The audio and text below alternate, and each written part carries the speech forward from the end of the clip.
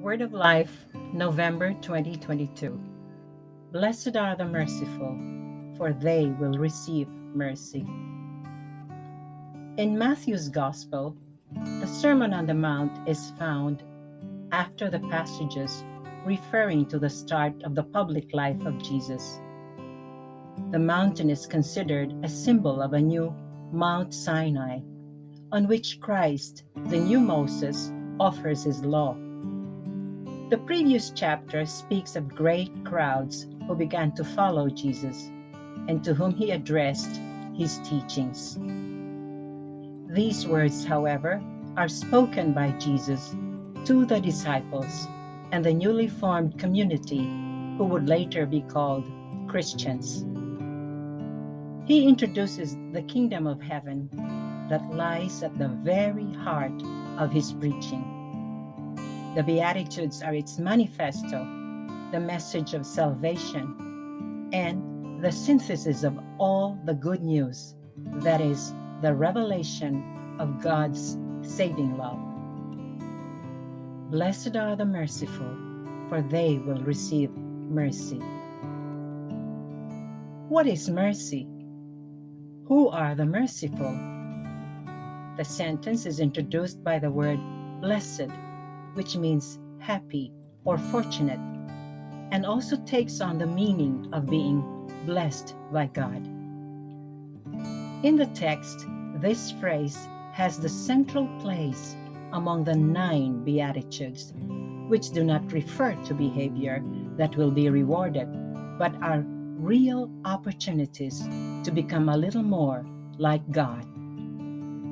The merciful in particular are those whose hearts are filled with love for Him and for their brothers and sisters, a concrete love that favors the least, the forgotten, the poor, and those in need of this selfless love.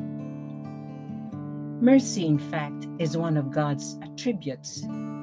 Jesus himself is mercy. Blessed are the merciful, for they will receive mercy. The Beatitudes transform and revolutionize the most commonly held precepts of our thinking.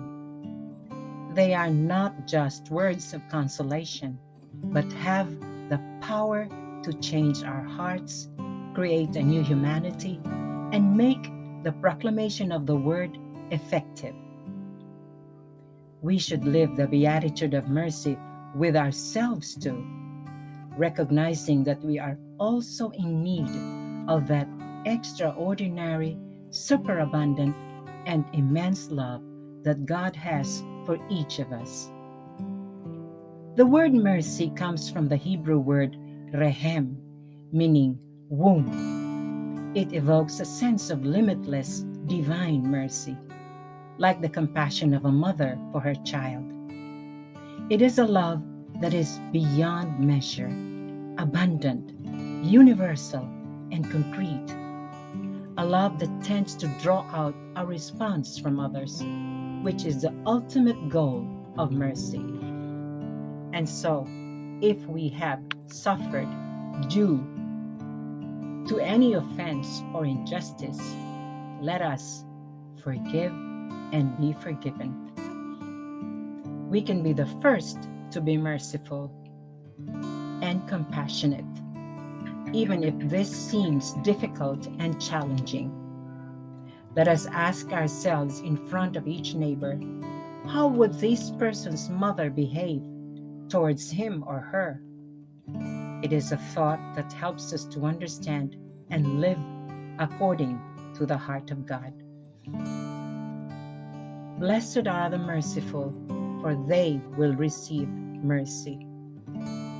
After 2 years of marriage, our daughter and her husband decided to separate.